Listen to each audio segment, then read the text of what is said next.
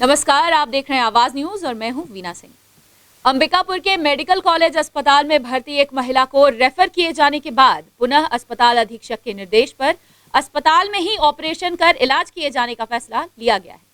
अस्पताल प्रबंधन द्वारा किए गए इस फैसले के बाद पीड़ित परिवार ने राहत की सांस ली है। सूरजपुर जिले की एक महिला का बीते 17 दिनों से अंबिकापुर के मेडिकल कॉलेज अस्पताल में इलाज चल रहा है। महिला पेट की गंभीर बीमारी से पीड़ित है। वहीं परिजन भी आर्थिक तंगी से जूझ रहे हैं। 17 दिनों तक इलाज चलने के बाद महिला की गंभीर हालत को देखते हुए अस्पताल प्रबंधन ने उसे रेफर कर दिया था। महिला को रेफर किए जाने के बाद आर्थिक तंगी से जूझ रहे परिवार की मुश्किलें और भी बढ़ गई। परिवार परेशान होने लगा कि अब महिला का महंगे अस्पताल में इलाज कैसे होगा। तभी मेडिकल कॉलेज अस्पताल में रिपोर्टिंग के लिए पहुंचे आवाज न्यूज के संवाददाता सोनू केदार को इस बात की जानकारी लगी, तो उन्होंने पीड़ित परिवार से मुलाकात कर उनकी समस्याओं को निराकरण करने का प्रयास किया। इसके बाद हमारे संवाददाता पीड़ित परिवार को अस्पताल अधीक्षक के पास लेकर पहुंचे और आर्थिक तंगी से जूझ रहे परिवार की समस्या को अधीक्षक के सामने रखा। परिवार की दिक्कतों को देखते हुए अस्पताल अधीक्षक लखन सिंह ने महिला को रेफर किए जाने का फैसला वापस लिया और चिकित्सकों को निर्देश दिया कि महिला का मेडिकल कॉलेज अस्पताल में ही ऑपरेशन कर उसका उपचार किया जाए। अस्पताल अध्यक्ष के निर्देश के बाद पीड़िता का अब 2 दिनों बाद मेडिकल कॉलेज अस्पताल में चिकित्सकों के द्वारा विशेष निगरानी में ऑपरेशन कर बीमारी का उपचार किया जाएगा। उनका पेट में तकलीफ था। कब एडमिट किए थे उनकी 12 तारीख की। क्या यहाँ क्या इलाज करवा रहे थे आप लोग? तब वही सोच के आए कि वहाँ ले जाए कि ठीक हो जाएंगे, इसीलिए आए। कितना दिन हो गया आप लोग यहाँ? तो आज 17 दिन है। तो क्या बोल रहे हैं अब? तो डॉक्टर तो पहले बोल रहे हैं कि हो जाएगा। ब्लेड नहीं इमेज खाता रहा तो फिर वहाँ से मंगाए, क्या बोलते हैं, तेज मेडिकल से। वहाँ से 4000 से खरीद के लाए तो लगवाए। तो फिर कल निकालें ब्लेड, तो रिपोर्ट फिर भेजे बाहर में, तो एकदम मान लाई। तो अभी वो तो दिखाएं तो बोलें कि ठीक है फोटोकॉपी कराओ, तो फोटोकॉपी करके दिखाएं। अब अभी अचानक अब रिपोर्ट दोनों आई तो बोलें कि रेफर हाँ। तो कैसे करिए आप? तना सर अब गरीब आदमी है, कोई सहारा नहीं है, तो क्या कर पाएंगे। मेरे जानकारी आज सुबह मिली कि पेशेंट को वैसे जितने भी अस्पताल से जो रिफ़र की जाती है वो अधीक्षक को सूचना दी जाती है। मेरे को जैसी सूचना आया तो मैं उसके बारे में जानकारी ली है कि ऐसी क्या स्थिति है जो अपन यहाँ नहीं कर सकते, बाहर जाना पड़ रहा है। तो कोई ज़्यादा इशू नहीं था, कुछ ब्लड से रिलेटेड इशू था। तो मैंने ब्लड बैंक उससे बात किया तो बोले सर वो लोग कोशिश करें, अरेंज हो जाएगा। और ब्लड अरेंज करवा के मैंने सर्जन से पुनः बात किया, उसका ऑपरेशन यहीं हो जाएगा, उसको रिफ़र करने की आवश्यकता नहीं पड़ेगी।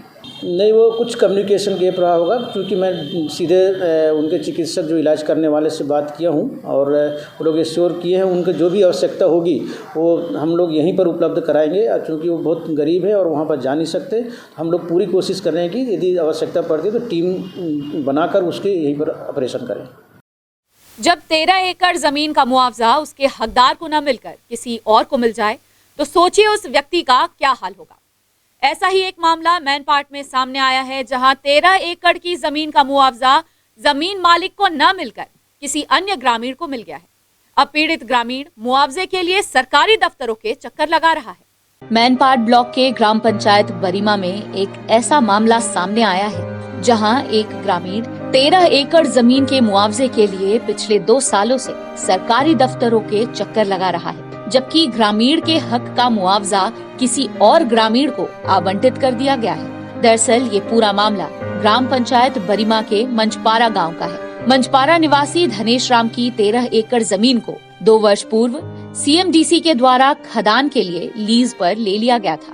लीज पर लिए जमीन के एवज में भूमि मालिक धनेश को कंपनी के द्वारा मुआवजा दिया जाना था, लेकिन काफी दिन बीत जाने के बावजूद जब पीड़ित ग्रामीण को मुआवजा नहीं मिला तो उसने इस संबंध में जानकारी हासिल की। तब उसे पता चला कि जिस 13 एकड़ जमीन को खदान के लिए उसने CMDC कंपनी को लीज पर दे दिया है, उस जमीन का मुआवजा किसी और को फर्जी तरीके से आवंटित कर दिया गया है। इस बात की जानकारी लगते ही ग्रामीण के होश उड़ गए। इसके बाद पीड़ित ग्रामीण ने मुआवजे की मांग को लेकर अधिकारियों के पास गुहार लगाई।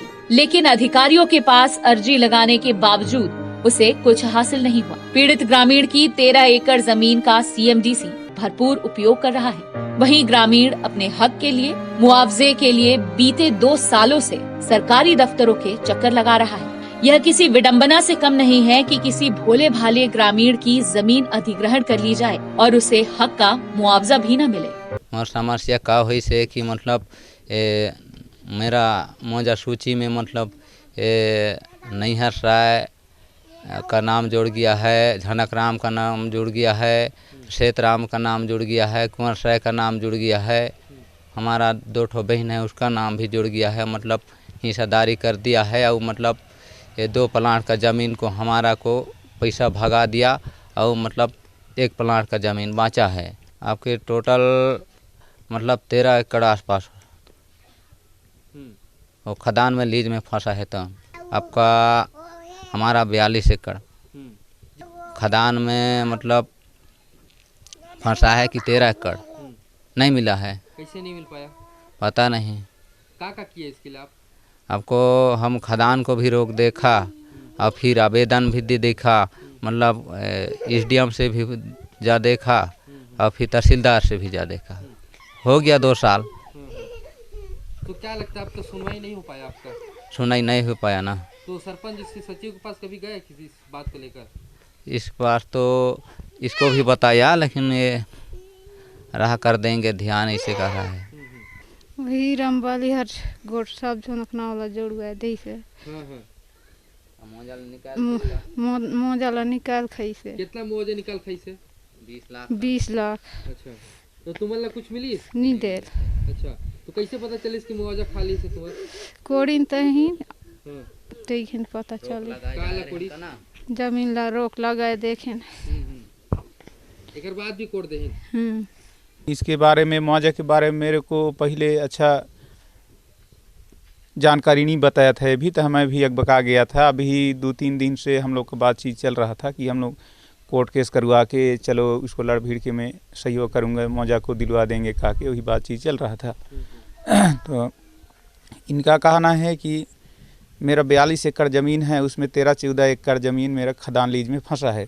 तो उसमें से 2 प्लाट वो खुदा गया है, उसका भी मुआवजा मेरे को नहीं मिला है। और मुआवजा दे भी दिए हैं, लेकिन वो को देने के वजह दूसर जोन का नाम सूची में लिस्ट में नाम जोड़ के दूसरे जोन को मुआवजा को दे दिए हैं। मतलब इनका भाई तो हैं लेकिन उनका भाई लोग को हिस्सा नहीं दिए हैं, वो दूसरे जन को उसमें नाम जोड़ के उसको बंटवारा कर दिए हैं।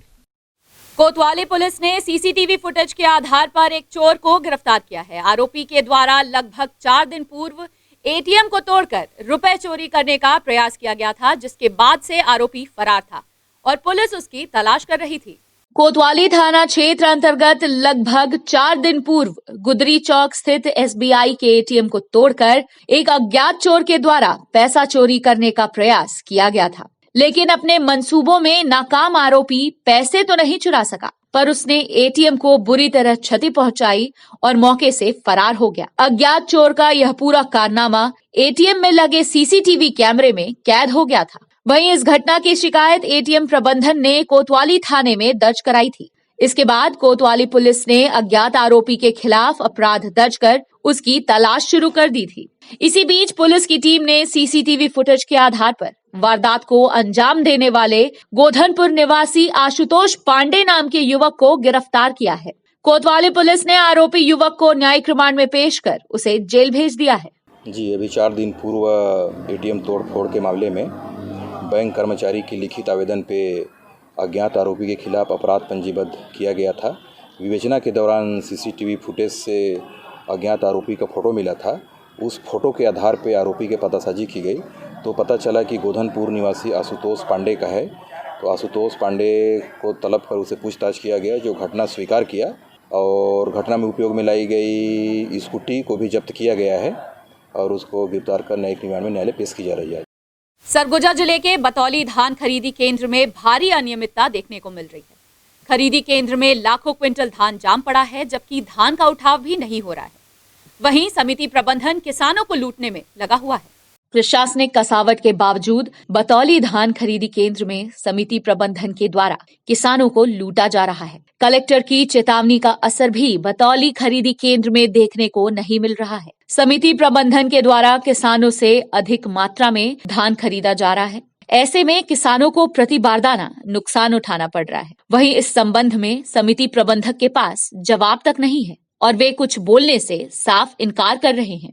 यही नहीं, धान खरीदी केंद्र बतौली में भारी अनियमितता देखने को मिल रही है। धान का उठाव नहीं होने की वजह से लाखों क्विंटल धान खरीदी केंद्र में जाम पड़ा हुआ है। ऐसे में किसानों को भारी दिक्कतों का सामना करना पड़ रहा है और उन्हें धान बेचने के लिए खरीदी केंद्र में जगह तक नहीं मिल रही है। सर, यहाँ खरीदी 1 दिसंबर से शुरू हुआ है और मतलब उस दिन से आज तक उठाव हुआ नहीं है। पूरा फट देख रहे हैं, जाम हो गया यहाँ पर। अभी तो सर हम लोग को मालूम नहीं है, लेकिन आज तक उठाव हुआ नहीं यहाँ पर। हाँ सर, कभी कभी कोई आते हैं तो सर यहाँ के उच्च अधिकारी तक तो बात को पहुँचाए हैं सर। हम लोग उठेगा बोलते हैं सर वो लोग। खबरों का सिलसिला जारी रहेगा। लौटते एक छोटे से ब्रेक के बाद।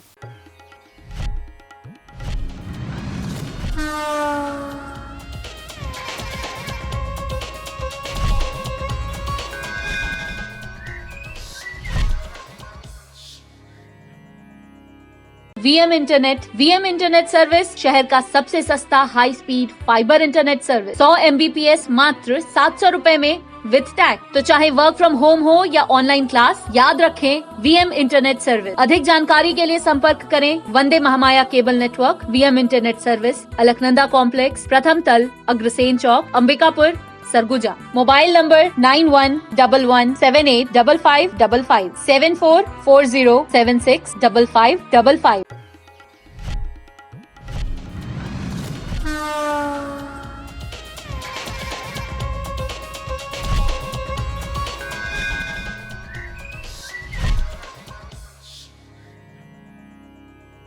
ब्रेक के बाद आपका स्वागत है। कोतवाली पुलिस ने चोरी की बाइक के साथ एक शातिर चोर को गिरफ्तार किया है। पुलिस को मुखबिर से सूचना मिली कि एक युवक चोरी की बाइक बेचने के फिराक में शहर में घूम रहा है। सूचना के आधार पर पुलिस की टीम ने आरोपी को घेराबंदी कर पकड़ लिया। इसके बाद पता चला कि जिस चोरी की बाइक को आरोपी बेचने के फिराक में था, उस बाइक को उसने कुछ दिनों पहले अग्रसेन वार्ड से चुराया था। वहीं पुलिस की पूछताछ में आरोपी की शिनाख्त सन्ना निवासी राजधानी नगेशिया के रूप में हुई है। कोतवाली पुलिस ने आरोपी के खिलाफ कार्यवाही करते हुए उसे न्यायिक रिमांड पर भेज दिया है। एक लड़का है, वो सन्ना थाना क्षेत्र के खैरापाट का रहने वाला है। उसका नाम है राजधानी नगेशिया। आज वो चोरी की मोटरसाइकिल को बेचने के फिराक में इधर उधर घूम रहा था, जिसकी सूचना पर उससे पूछताछ किया गया तो वो अंबिकापुर के अग्रसेन वार्ड से चोरी करना बताया है। उस संबंध में अभी पतासाजी किए तो अभी क्लियर पता नहीं चला है, तो उसमें उसको गिरफ्तार कर आज न्यायिक रिमांड में न्यायालय पेश की जा रही है। कांग्रेस के 136वें स्थापना दिवस के अवसर पर सोमवार को सरगुजा जिला कांग्रेस कमेटी के द्वारा जिला कार्यालय में विचार गोष्ठी का आयोजन किया गया। कार्यक्रम के दौरान जिले के वरिष्ठ कांग्रेस नेता सहित महिला एवं युवा नेता व कांग्रेसी कार्यकर्ता मौजूद रहे। सभी ने अपने विचारों को सबके समक्ष रखा। कांग्रेस का 136वां स्थापना दिवस बड़े हर्षोल्लास के साथ सीनियर कांग्रेसी, युवा कांग्रेसी और महिला कांग्रेस के साथ मिलकर मना रहे हैं। और ये बात सामने आ रही है, देश की आज़ादी से लेकर नए भारत के समग्र विकास में जो कांग्रेस ने भूमिका निभाई है, उसे आज जान समझ के हम जैसे लोगों का गर्व से सीना ये चौड़ा हो रहा है कि हम कांग्रेस के एक कार्यकर्ता हैं और बहुत बहुत मजबूत हमारे कांग्रेस का इतिहास है। बहुत साफ सुथरा और एक उपलब्धि भरा इतिहास है।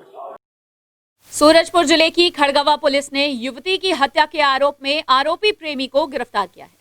मामूली विवाद के चलते युवक प्रेमिका की हत्या करने के बाद शव को गन्ने के खेत में फेंककर फरार हो गया था, जिसके बाद से पुलिस आरोपी की तलाश कर रही थी। खड़गवा पुलिस ने प्रेमिका की हत्या के मामले में आरोपी प्रेमी को गिरफ्तार किया है। 24 दिसंबर को आरोपी देव सिंह अपनी प्रेमिका के साथ घूमने गया था। इस दौरान आरोपी शराब के नशे में था। इसी बीच प्रेमिका के मोबाइल नंबर पर किसी युवक का फोन आया। इस बात से आरोपी नाराज हो गया और विवाद करने लगा। दोनों के बीच विवाद इतना बढ़ गया कि आरोपी ने प्रेमिका की हत्या कर दी और शव को एक गन्ने के खेत में फेंककर फरार हो गया। वहीं ग्रामीणों की सूचना पर पुलिस की टीम ने युवती के शव को गन्ने के खेत से बरामद किया था। प्राथमिक जांच में पुलिस ने पाया कि युवती के शरीर पर चोट के निशान हैं और किसी ने उसकी हत्या की है। इस आधार पर पुलिस ने अज्ञात आरोपी के खिलाफ हत्या का अपराध पंजीबद्ध किया था।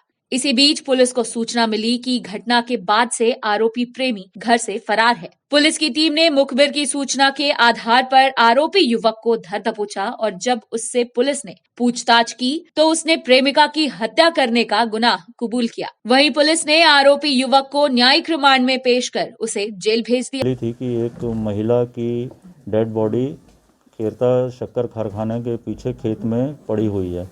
इस रिपोर्ट पर सभी पुलिस की टीमें वहां पहुंची। वरिष्ठ अधिकारियों को सूचना मिली, मुझे चौकी प्रभारी ने बताया था, तो हम सभी वहां पहुंचे थे।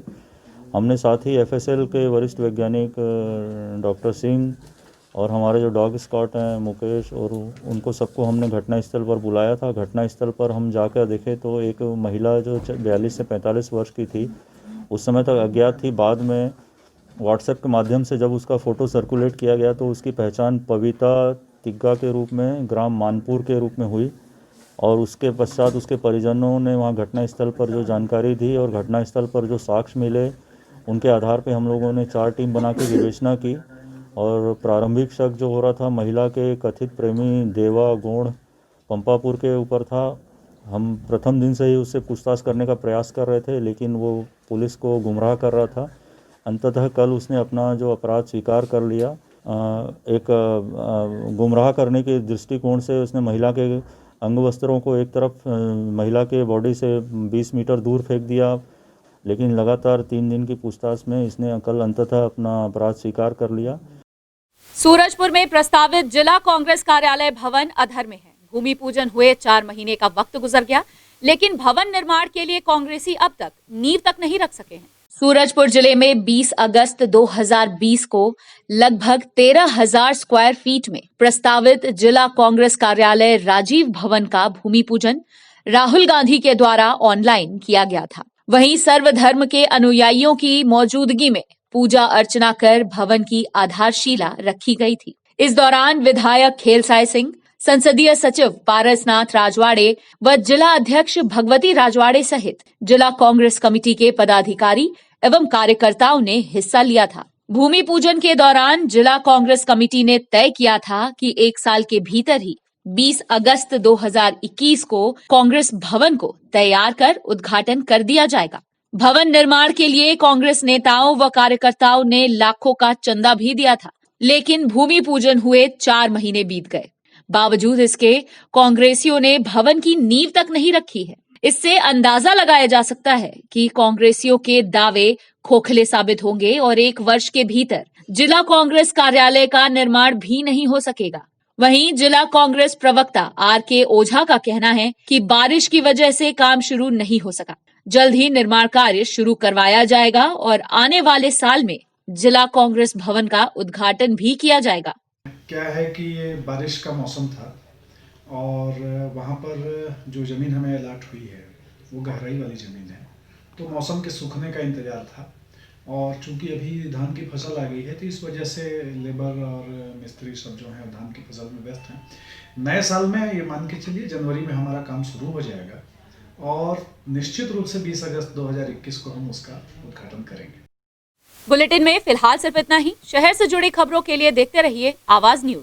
इस न्यूज के स्पॉन्सर हैं VM इंटरनेट, अलकनंदा कॉम्प्लेक्स, प्रथम तल, Agrasen Chowk, Ambikapur, Surguja, Chhattisgarh. VM internet service शहर का सबसे सस्ता high speed fibre internet service. 100 MBPS मात्र 700 रुपए में विद टैग। तो चाहे वर्क फ्रॉम होम हो या ऑनलाइन क्लास, याद रखें VM इंटरनेट सर्विस। अधिक जानकारी के लिए संपर्क करें Vande Mahamaya cable network. VM internet service, Alaknanda complex, प्रथम तल, अग्रसेन चौक, अंबिकापुर, सरगुजा। Mobile number 9111785555 7440765555।